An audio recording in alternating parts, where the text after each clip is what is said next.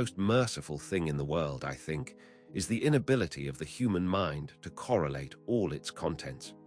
We live on a placid island of ignorance in the midst of black seas of infinity, and it was not meant that we should voyage far. The sciences, each straining in its own direction, have hitherto harmed us little. But someday the piecing together of dissociated knowledge will open up such terrifying vistas of reality, and of our frightful position therein, that we shall either go mad from the revelation or flee from the deadly light into the peace and safety of a new dark age. Theosophists have guessed at the awesome grandeur of the cosmic cycle, wherein our world and human race form transient incidents. They have hinted at strange survivals in terms which would freeze the blood if not masked by a bland optimism. But it is not from them that there came the single glimpse of forbidden eons, which chills me when I think of it and maddens me when I dream of it. That glimpse, like all dread glimpses of truth, flashed out from an accidental piecing together of separated things, in this case an old newspaper item and the notes of a dead professor. I hope that no one else will accomplish this piecing out. Certainly, if I live, I shall never knowingly supply a link in so hideous a chain. I think that the professor, too, intended to keep silent regarding the part he knew, and that he would have destroyed his notes had not sudden death seized him. My knowledge of the thing began in the winter of 1926-27 with the death of my granduncle, George Gamel Angell, Professor Emeritus of Semitic Languages in Brown University, Providence, Rhode Island. Professor Angell was widely known as an authority on ancient inscriptions and had frequently been resorted to by the heads of prominent museums, so that his passing at the age of 92 may be recalled by many. Locally, interest was intensified by the obscurity of the cause of death. The professor had been stricken whilst returning from the Newport boat, falling suddenly, as witnesses said, after having been jostled by a nautical-looking Negro who had come from one of the queer dark courts on the precipitous hillside, which formed a short cut from the waterfront to the deceased's home in William Street.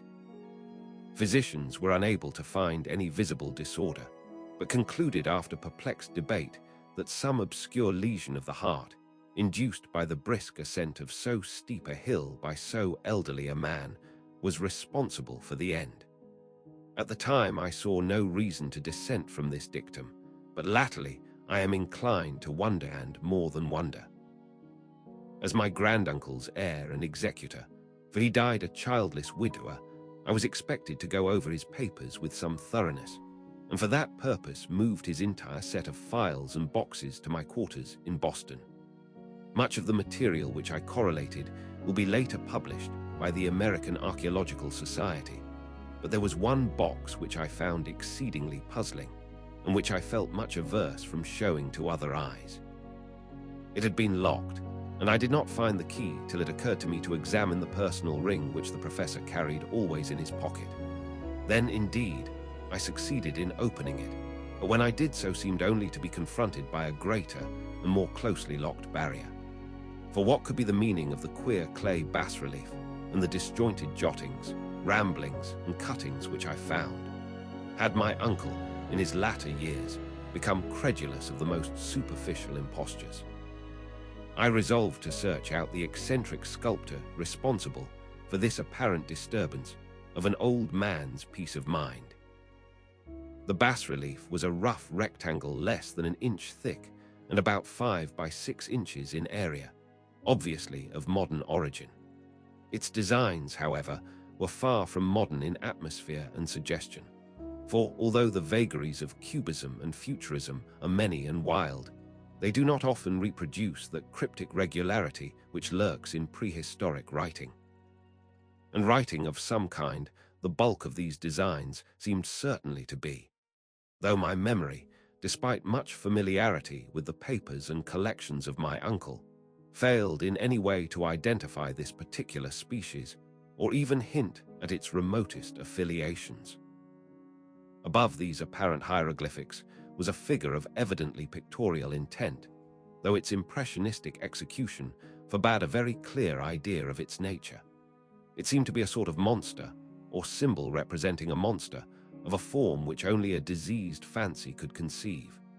If I say that my somewhat extravagant imagination yielded simultaneous pictures of an octopus, a dragon, and a human caricature, I shall not be unfaithful to the spirit of the thing. A pulpy, tentacled head surmounted a grotesque and scaly body with rudimentary wings, but it was the general outline of the whole which made it most shockingly frightful. Behind the figure was a vague suggestion of a cyclopean architectural background.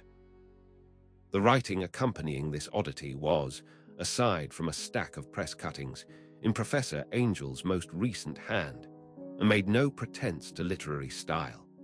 What seemed to be the main document was headed Cthulhu Cult, in characters painstakingly printed to avoid the erroneous reading of a word so unheard of. This manuscript was divided into two sections, the first of which was headed 1925 Dream and Dream Work of H.A. Wilcox, 7 Thomas & Providence, R.I., and the second, Narrative of Inspector John R. Legras, 121 Bienville St. New Orleans, La, at 1908 AAS MTG Notes on Same and Prof. Webb's Act. The other manuscript papers were all brief notes, some of them accounts of the queer dreams of different persons, some of them citations from theosophical books and magazines, notably W. Scott Eliot's Atlantis and The Lost Lemuria, and the rest comments on long-surviving secret societies and hidden cults, with references to passages in such mythological and anthropological sourcebooks as Fraser's Golden Bough and Miss Murray's Witch Cult in Western Europe. The cuttings largely alluded to outre mental illnesses and outbreaks of group folly or mania in the spring of 1925. The first half of the principal manuscript told a very peculiar tale.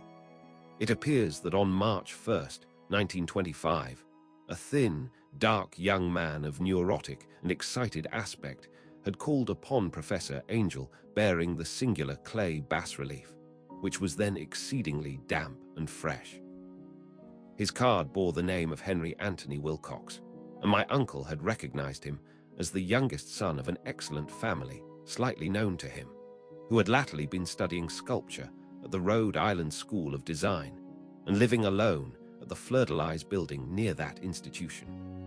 Wilcox was a precocious youth of known genius but great eccentricity, and had from childhood excited attention through the strange stories and odd dreams he was in the habit of relating.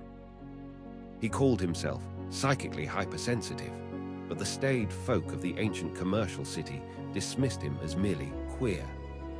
Never mingling much with his kind, he had dropped gradually from social visibility and was now known only to a small group of aesthetes from other towns. Even the Providence Art Club, anxious to preserve its conservatism, had found him quite hopeless. On the occasion of the visit, ran the professor's manuscript, the sculptor abruptly asked for the benefit of his host's archaeological knowledge in identifying the hieroglyphics on the bas-relief. He spoke in a dreamy, stilted manner which suggested pose and alienated sympathy, and my uncle showed some sharpness in replying, for the conspicuous freshness of the tablet implied kinship with anything but archaeology. Young Wilcox's rejoinder, which impressed my uncle enough to make him recall and record it verbatim, was of a fantastically poetic cast which must have typified his whole conversation, and which I have since found highly characteristic of him. He said, "It is new indeed, for I made it last night in a dream of strange cities, and dreams are older than brooding Tyre or the contemplative Sphinx or garden-girdled Babylon."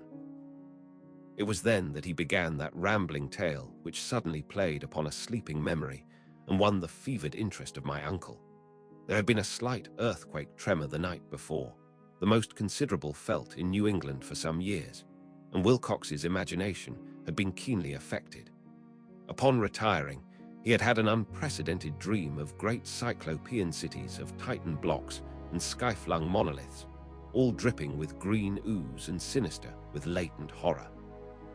Hieroglyphics had covered the walls and pillars, and from some undetermined point below had come a voice that was not a voice, a chaotic sensation which only fancy could transmute into sound, but which he attempted to render by the almost unpronounceable jumble of letters. Cthulhu, F.H. Dan. This verbal jumble was the key to the recollection which excited and disturbed Professor Angell.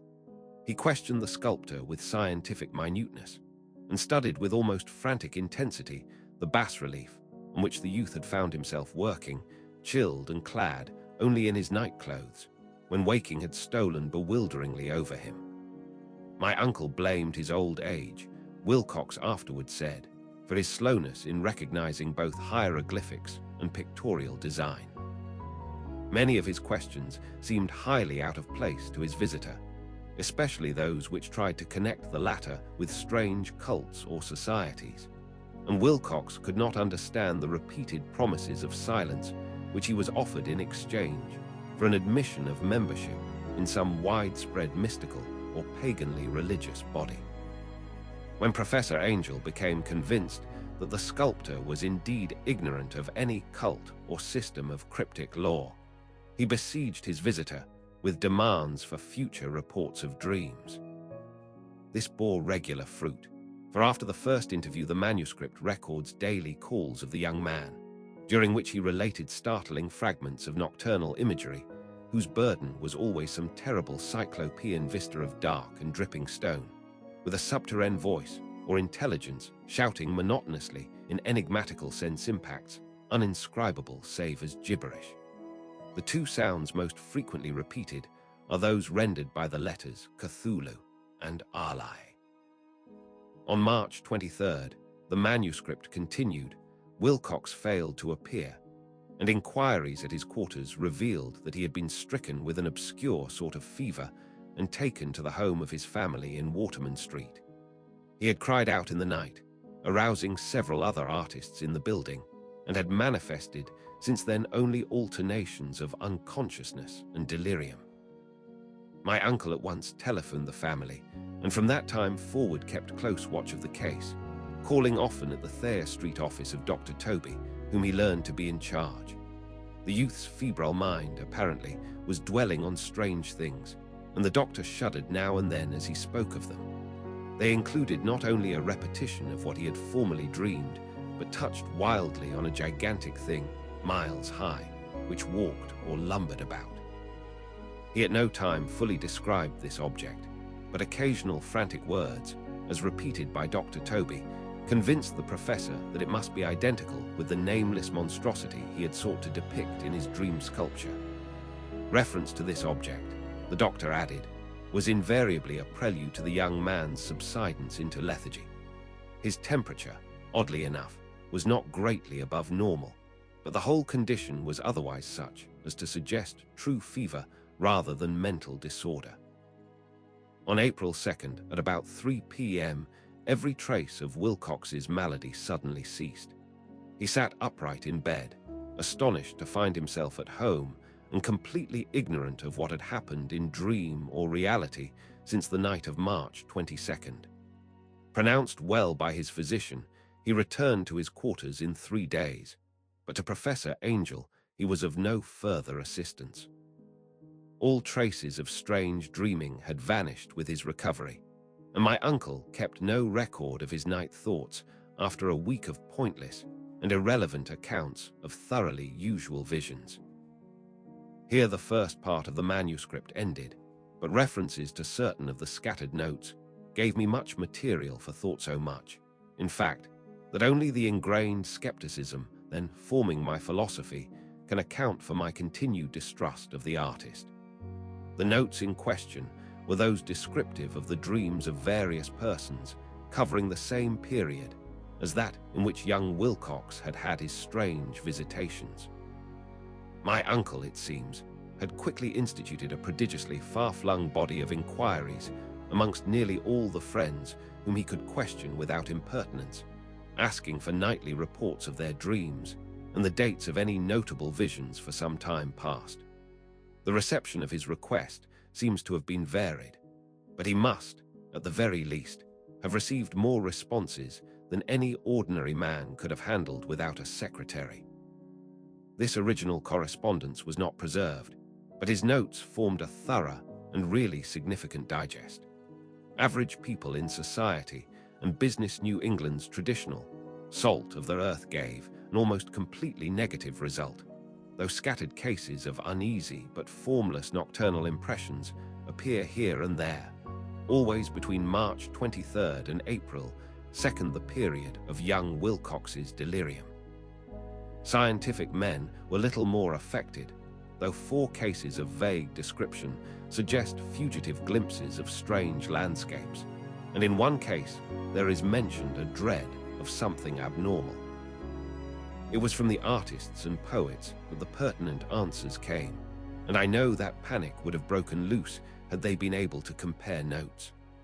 As it was, lacking their original letters, I half suspected the compiler of having asked leading questions, or of having edited the correspondence in corroboration of what he had latently resolved to see. That is why I continued to feel that Wilcox, somehow cognizant of the old data which my uncle had possessed, had been imposing on the veteran scientist. These responses from aesthetes told a disturbing tale. From February 28th to April 2nd, a large proportion of them had dreamed very bizarre things, the intensity of the dreams being immeasurably the stronger during the period of the sculptor's delirium. Over a fourth of those who reported anything reported scenes and half-sounds not unlike those which Wilcox had described, and some of the dreamers confessed acute fear of the gigantic nameless thing visible toward the last. One case, which the note describes with emphasis, was very sad. The subject, a widely known architect with leanings toward theosophy and occultism, went violently insane on the date of young Wilcox's seizure and expired several months later after incessant screamings to be saved from some escaped denizen of hell. Had my uncle referred to these cases by name instead of merely by number, I should have attempted some corroboration and personal investigation. But as it was, I succeeded in tracing down only a few. All of these, however, bore out the notes in full. I have often wondered if all the objects of the professor's questioning felt as puzzled as did this fraction. It is well that no explanation shall ever reach them. The press cuttings, as I have intimated, touched on cases of panic, mania, and eccentricity during the given period. Professor Angell must have employed a cutting bureau, for the number of extracts was tremendous, and the sources scattered throughout the globe. Here was a nocturnal suicide in London, where a lone sleeper had leaped from a window after a shocking cry. Here likewise a rambling letter to the editor of a paper in South America, where a fanatic deduces a dire future from visions he has seen. A dispatch from California describes a theosophist colony as donning white robes en masse for some glorious fulfillment, which never arrives, whilst items from India speak guardedly of serious native unrest toward the end of March. Voodoo orgies multiply in Haiti, and African outposts report ominous mutterings. American officers in the Philippines find certain tribes bothersome about this time, and New York policemen are mobbed by hysterical Levantines on the night of March 22-23. The west of Ireland, too, is full of wild rumor and legendary, and a fantastic painter named Ardwar Bonnot hangs a blasphemous dream landscape in the Paris Spring Salon of 1926. And so numerous are the recorded troubles in insane asylums that only a miracle can have stopped the medical fraternity from noting strange parallelisms and drawing mystified conclusions. A weird bunch of cuttings, all told, and I can at this date scarcely envisage the callous rationalism with which I set them aside. But I was then convinced that young Wilcox had known of the older matters mentioned by the professor,